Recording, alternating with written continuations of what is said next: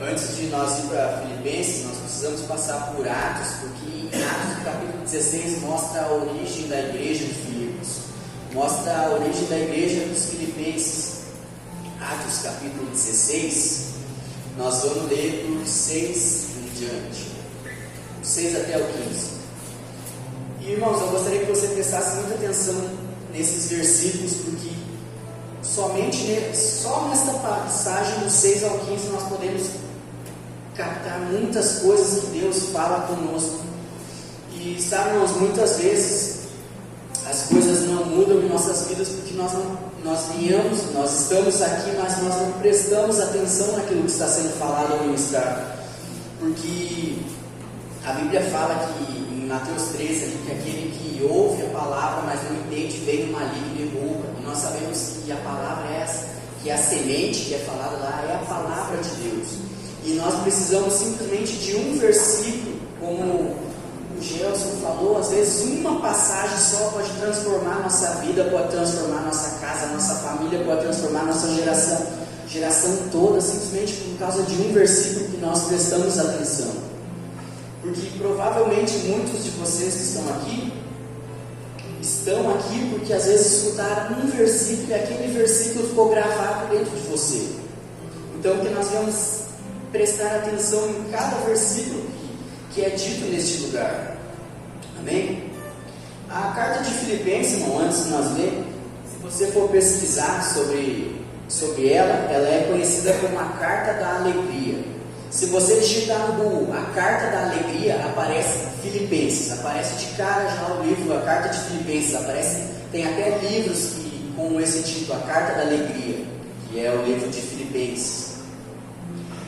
Mas nós vamos em um negócio que eu admiro muito na vida de Paulo, é que a carta de Filipenses ele escreveu enquanto estava preso em Roma, provavelmente em Roma.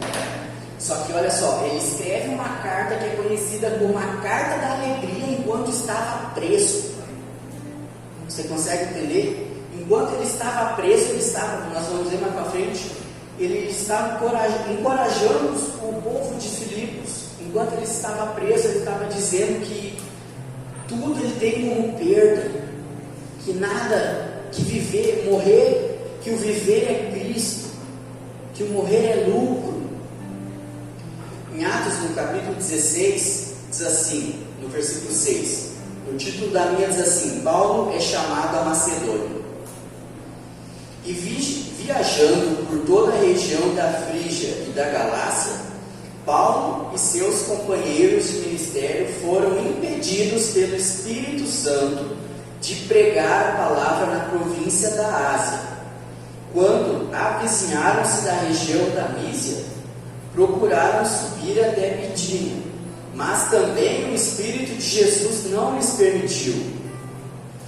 Então, contornando a Mísia, desceram para Troade. Durante a noite, Paulo teve uma visão. Nela, um homem da Macedônia, em pé, rogava-lhe: passa a Macedônia e ajuda-nos. Imediatamente, após ter recebido a visão, preparamos-nos para partir rumo a Macedônia, concluindo que Deus nos havia chamado para pregar o Evangelho aos macedônios. Por enquanto vamos ler só até aqui, depois nós lemos do 11 até o 15. Aqui nos primeiros versículos já algo que nós devemos estar atentos. Olha só, Paulo ele tinha uma intenção ótima, uma intenção maravilhosa, que era pregar a palavra na Ásia, mas ele foi impedido pelo Espírito 2 vezes de ir para lá. Mas por quê? Deus não queria converter os asiáticos, Deus não queria que os asiáticos fossem convertidos? Não tem nada a ver. Paulo foi impedido pelo Espírito Santo de pregar a palavra na província da Ásia. Ele foi impedido 2 vezes. 2 vezes o Espírito Santo impediu ele. E a intenção dele era boa, ele tinha uma intenção ótima de pregar o Evangelho na Ásia. Ele tinha uma intenção boa. Mas por que será que o Espírito Santo impediu ele?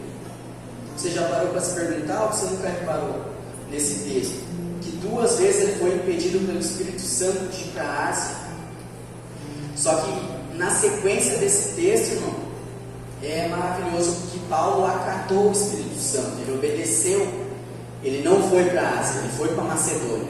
E Filipos, a cidade de Filipos, onde se originou, para onde ele escreveu a carta de Filipenses, era uma cidade muito importante da Macedônia, e ela era uma colônia romana lá.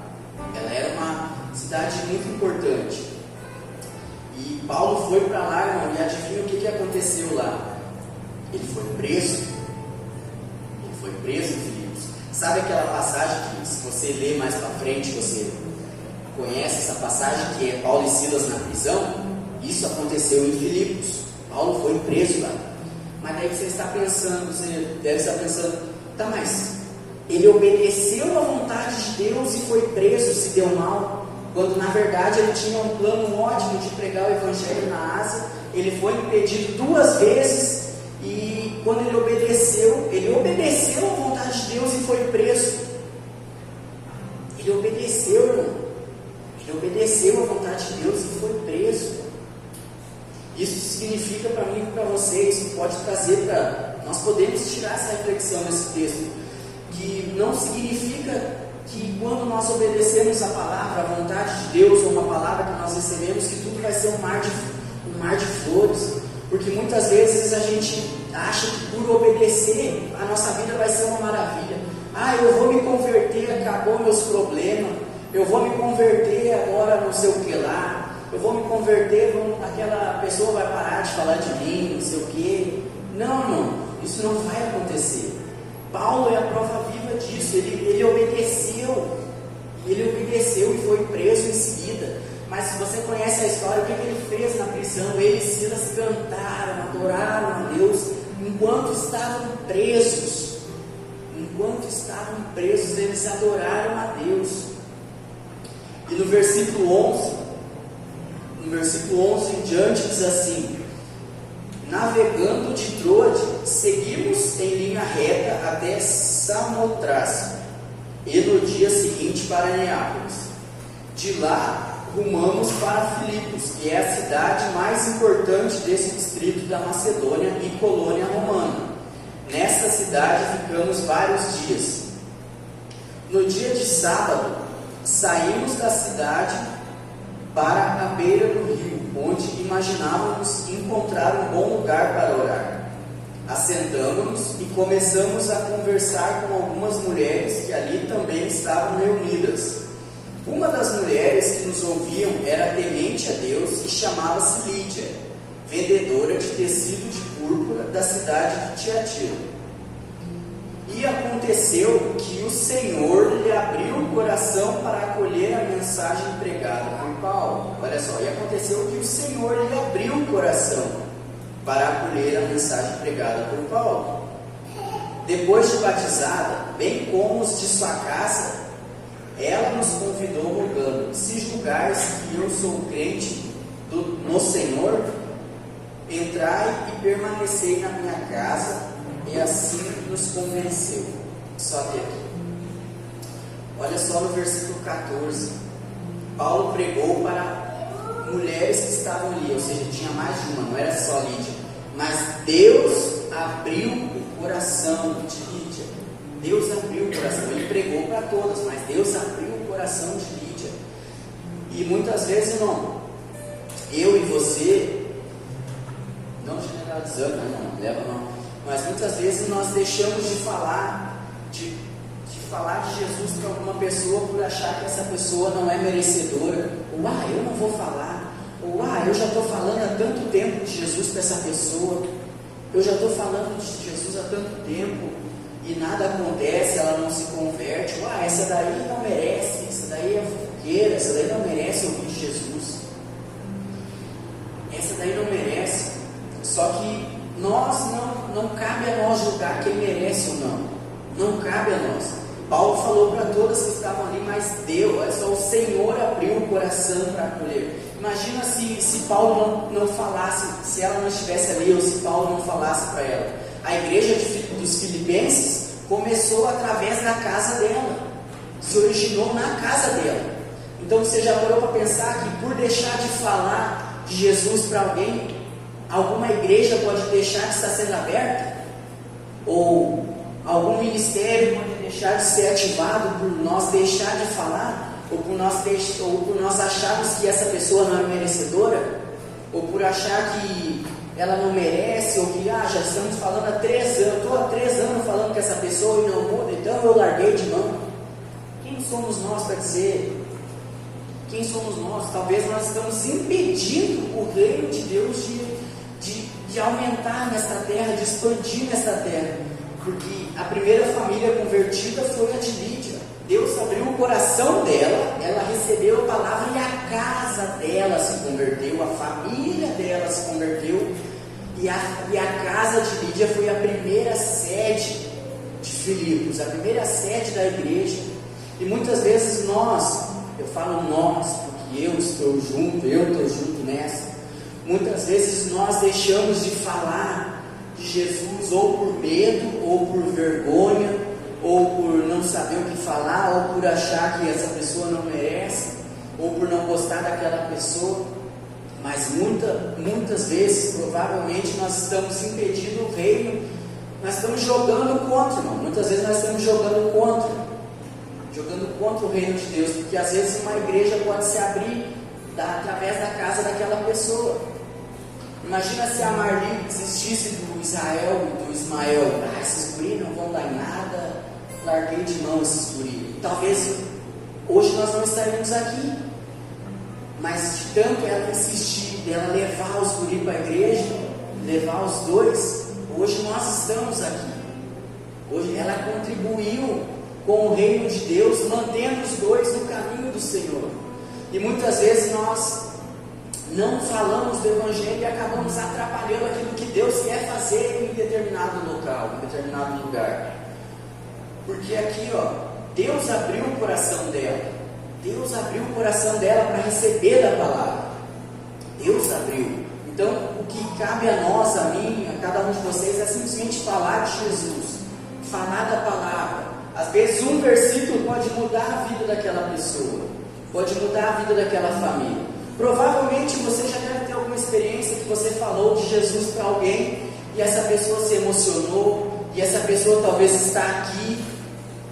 Porque eu lembro, irmãos, quando eu comecei na Ramos, só tinha o dele e a Sandra. Hoje tem vários irmãos dele congregando aqui neste local. Por quê? Porque alguém falou de Jesus para eles. Hoje lá tem 2 irmãos do Dene, tem mais um ali. A família do Dene está aumentando nesse local. Os angelinos estão procriando nesse local. Mas por quê? Porque alguém falou de Jesus para eles. E eu lembro certinho, quando eu comecei, só tinha o Dene e a Sandra da família. Só tinha os 2. Então talvez o que cabe a mim e a você é falar mais de Jesus.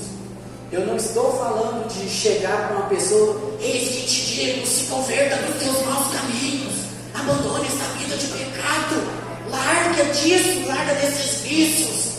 Não estou falando de chegar e falar assim. Só chegar e falar: não, Deus é contigo, tem um Deus, eu conheço um Deus que é fera. Meu Deus é fera, meu Deus pode todas as coisas. Está ruim para ti? Meu Deus pode tudo. Você só está aqui porque Ele permite que você esteja aqui. É simples, não precisa. É simples, é só falar de Jesus. É só falar da palavra de Deus. Claro, não vamos falar nada fugindo daquilo que Ele escreveu, né? Vamos falar, porque a Bíblia também, Paulo é um que corrige muito e critica muito os falsos profetas, aqueles que falam contra a palavra. Mas nós precisamos falar de Jesus de uma maneira simples. Jesus, ele era simples, ele falava de uma maneira simples. Quando ele chegava em alguma determinada região, ele usava parábolas para que aquelas pessoas daquela região viessem entender o que ele estava falando. E daí ele usava coisas do contexto da vida daquelas pessoas. Ia falar com agricultores, parábola do semeador, do joio e do trigo, essas coisas que o pessoal ia entender. Então nós precisamos falar de uma maneira simples, porque muitas vezes, mas eu não faço nada, eu não peco, eu não falo mal, eu não faço isso, eu não faço aquilo, então eu estou ajudando o reino de Deus. Não, muitas vezes nós estamos atrapalhando só por não falar. Porque às vezes por não falar uma igreja deixa de ser aberta. Às vezes por não falar uma família deixa de ser salva. Às vezes por não falar um profeta deixa de ser despertado. Por não falar um evangelista deixa de ser despertado. Um pastor deixa de ser despertado. Simplesmente pelo fato de a gente não falar de Deus, não falar de Jesus. E o que a gente tem que entender é que a gente só tem que lançar a semente. Quem dá o crescimento é Deus.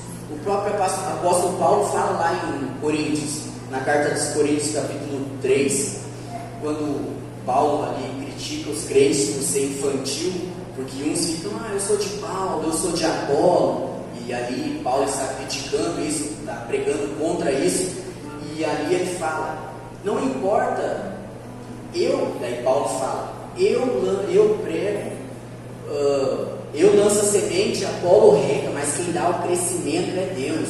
Daí nos versículos seguintes ele fala, a minha vida não tem importância, o que tem importância é Deus. Então nós só temos que fazer o papel de semear, de lançar a semente, de lançar a palavra, porque no tempo certo Deus vai colher, Deus vai regar, assim como ele fez na vida de Lídia e da sua família. Deus abriu o coração dela para receber a palavra. Deus abriu o coração dela pelo fato de Paulo pregar. Amém, irmãos? Vamos lá para Filipenses. Então, recapitulando até aqui, Paulo foi para Filipos depois de seguir uma direção do Espírito Santo, após ter sido impedido 2 vezes de ir para a Ásia. Ele obedeceu e foi para Filipos, que era uma cidade muito importante, que era uma colônia romana na Macedônia. E daí no capítulo 1, pode deixar aberto com Filipenses ali, irmãos. No capítulo 1, se você ler essa carta de Filipenses, você vai ver que Paulo ele agradece muito ao povo de Filipos, porque era uma igreja que era muito generosa. Eles contribuíam muito na obra missionária de Paulo. Eles contribuíam muito, e Paulo agradece muito eles por isso. Paulo encoraja eles muito a continuar fazendo isso. E Paulo, assim como em outras cartas que a gente deu, como foi pregado semana passada, que Efésios era a carta da unidade, várias cartas, praticamente todas, Paulo sempre fala um pouco sobre a unidade, sobre a infantilidade dos irmãos, sobre não ser infantil, sobre progredir em Cristo. Mesmo essa sendo conhecida como a carta da alegria, Paulo também faz algumas correções, algumas repreensões ao povo. Mas primeiro ali ele começa agradecendo. Ali no versículo 3 de Filipenses 1 diz assim: dou graças ao meu Deus todas as vezes que me recordo de vós. Ou seja, ele tinha um carinho pelo povo de Filipenses. Ele tinha um carinho. E daí no versículo 12, irmãos, aí que ele começa a encorajar o povo. Porque ele foi preso quando ele passou por Filipos, ele foi preso lá.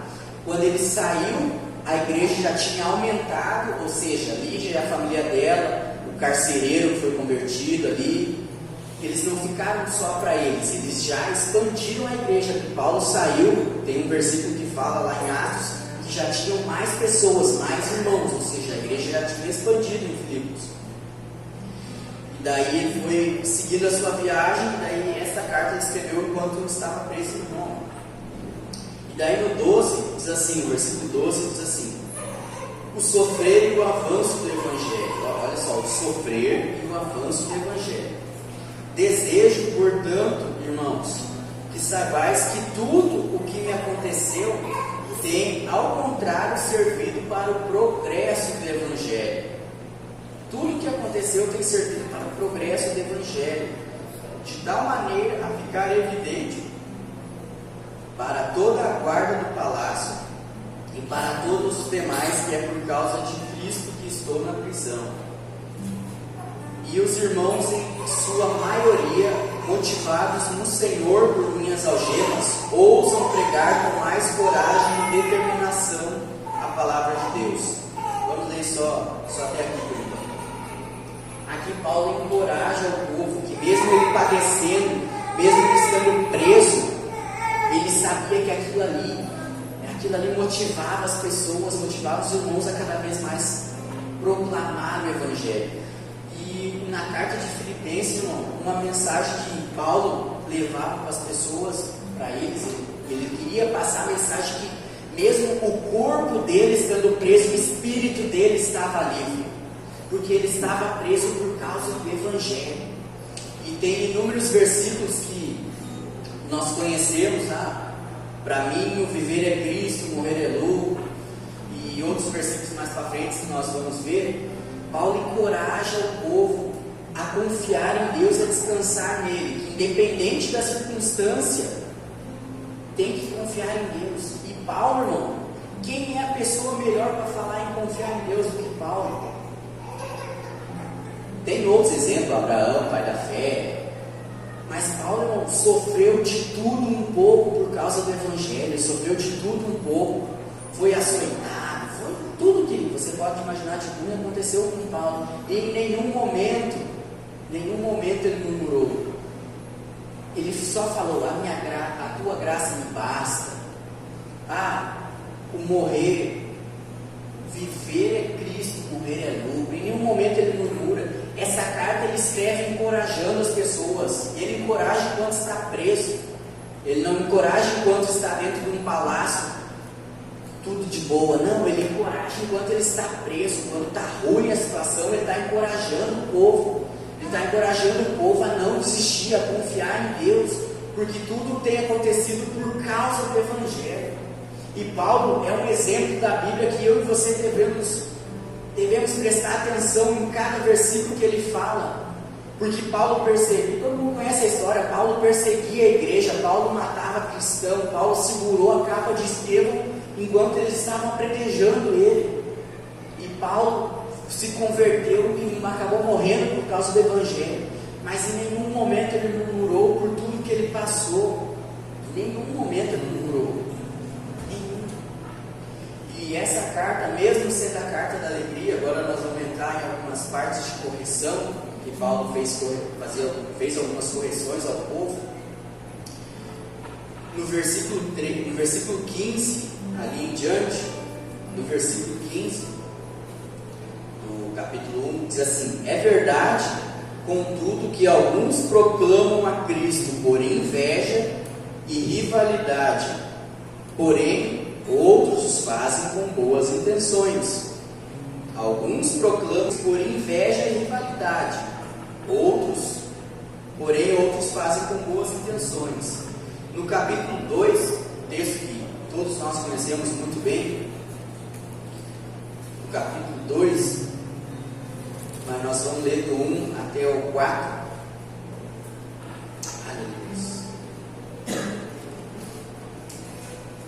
Capítulo 2 diz assim: portanto, se por estarmos em Cristo temos algum poder, algum encorajamento de amor, alguma comunhão no Espírito, alguma profunda fraternidade e compaixão, completai a minha alegria, tendo o mesmo modo de pensar, o mesmo amor, um só Espírito e uma só atitude.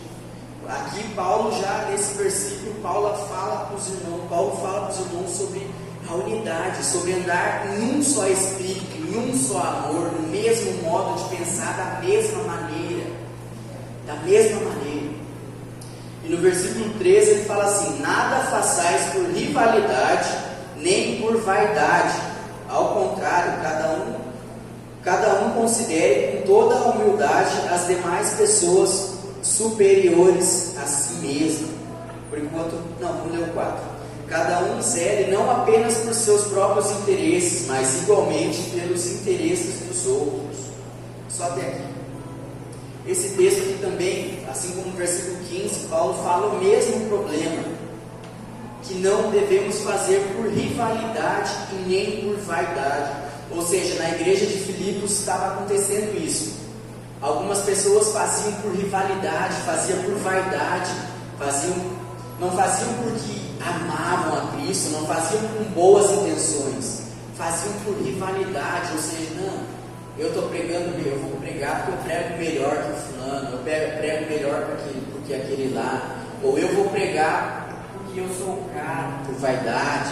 Não, Paulo criticou isso, Paulo pregou contra isso. E na Bíblia tem várias passagens que nós conhecemos quando fala sobre rivalidade, que toda rivalidade acaba gerando uma atitude pecaminosa. Várias histórias na Bíblia mostram isso, que toda rivalidade que acaba surgindo acaba gerando uma atitude pecaminosa nas pessoas. Caim e Abel, o que gerou ali? Aquela rivalidade entre os dois gerou um pecado. Caim matou Abel. Deixa eu pensar, lembrar de outro exemplo. José e seus irmãos, a rivalidade, a inveja que os seus irmãos tinham de José acabou gerando um pecado ali naquela história. Lia e Raquel, Jacó e Esaú, toda a rivalidade acabou gerando um pecado. E Paulo abomina isso aqui, Paulo fala sobre isso aqui, que não devemos fazer por rivalidade. Porque quando a gente começa a fazer por rivalidade, eu vou fazer porque eu sou melhor, aí nós deixamos uma brecha para Satanás, aí ele entra e esculhamba com tudo, estraga com tudo. Porque isso aqui, irmãos, é uma maneira de estragar a unidade de um corpo, estragar a unidade da igreja. Quando tem inveja, quando tem rivalidade, quando tem vaidade dentro de uma igreja, Satanás entra e detona com tudo. Por isso que Paulo aqui fala, Paulo prega contra isso. Porque nada pior do que o orgulho dentro de uma igreja, que é uma pessoa orgulhosa. E aqui é um exemplo de que não existe igreja perfeita. Não existe igreja perfeita. Porque embora Paulo comece pregando, falando, agradecendo ao povo, a igreja de Filipos também tinha suas falhas, assim como esta aqui também tem, e assim como todas as igrejas da face da terra também não são perfeitas e têm defeitos. Porque muitas vezes nós procuramos uma igreja, a gente fica pulando de galho em galho, procurando, claro, não generalizando, porque muitas vezes a gente sai de uma igreja para ir para outra por direção de Deus. Não estou falando desse caso, mas muitas vezes a gente sai procurando igreja e passa por 10 igrejas. Aquela igreja tem isso, tem panelinha, aquela igreja tem aquilo lá, o pastor não me procura, o pastor não me manda mensagem. Irmão, toda igreja tem defeito, toda igreja, porque não existe igreja perfeita, porque a igreja é feita de pessoas, e não existe pessoas aqui aos olhos de Deus nós somos perfeitos, mas não tem pessoas aqui nesse lugar perfeito. Se tem alguém perfeito aqui, Deus já teria recolhido já.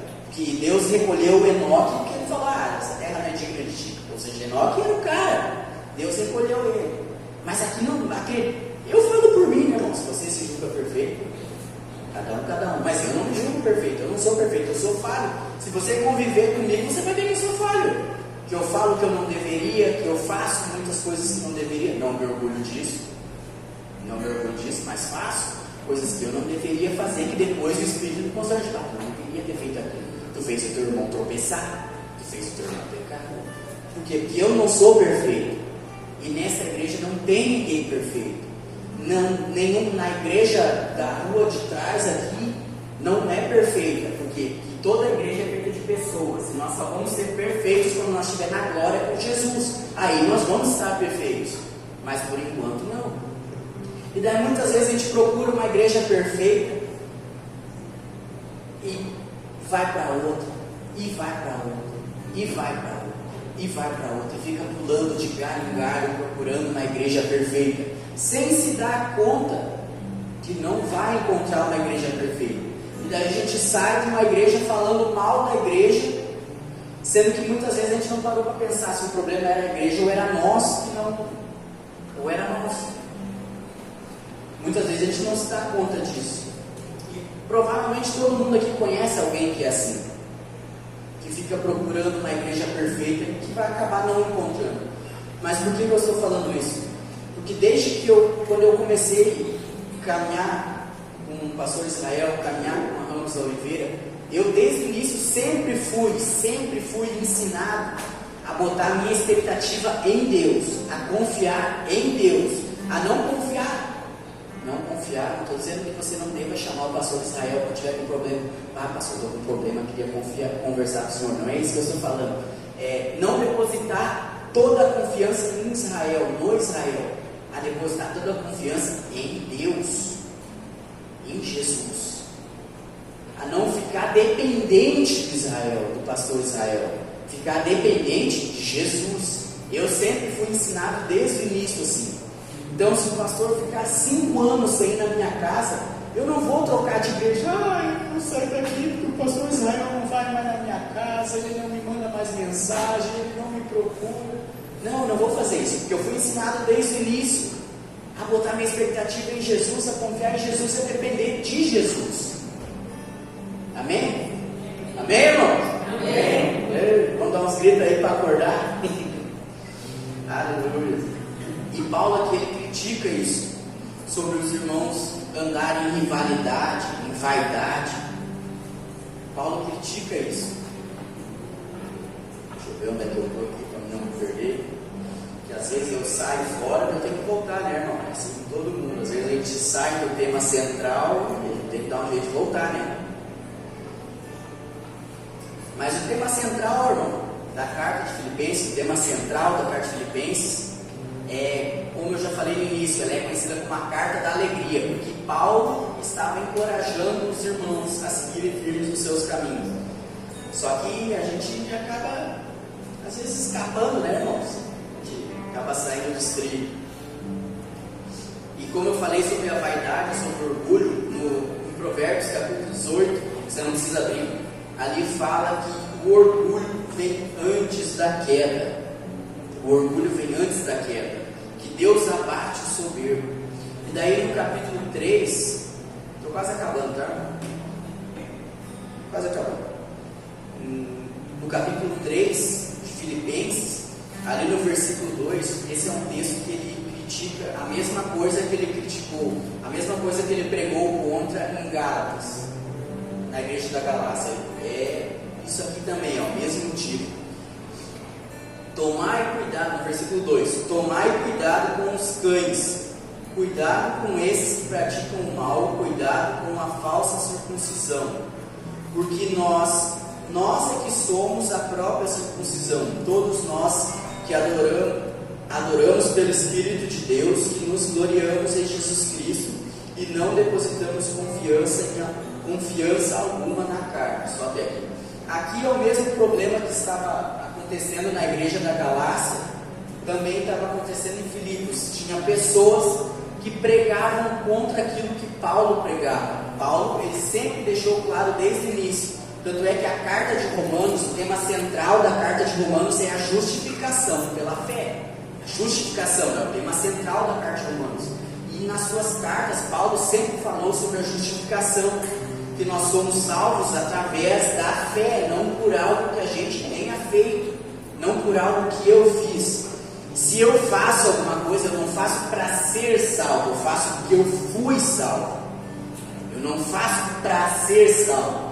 Eu estou pregando para Deus me achar legal e me salvar. Não, eu estou pregando porque eu fui salvo. Eu estou fazendo, qualquer pessoa deve ter esse sentimento de fazer porque já foi salvo, não para ser salvo. Nós não precisamos fazer nada, Jesus já fez tudo quando Ele morreu numa cruz por nós. Então quando a gente faz porque Ele já fez. A gente não faz porque Ele vai fazer, Ele já fez todas as coisas. E no capítulo 4, para finalizar, capítulo 4, no título da linha diz assim: unidade e alegria em oração. Paulo aqui outra vez falando sobre a unidade. E a unidade dentro de uma igreja é fundamental, é extremamente fundamental a unidade. Porque sem unidade, não vinga a coisa. No versículo 4 diz assim: alegrai-vos sempre no Senhor, e novamente vos afirmo, alegrai-vos. Seja a vossa amabilidade conhecida por todas as pessoas. Breve voltará o Senhor. Não andeis ansiosos. Olha só, como é que alguém que está preso escreve isso? Não andeis ansiosos por motivo algum. Pelo contrário, seja todas as vossas solicitações declaradas na presença de Deus por meio da oração e súplicas com ações de graça.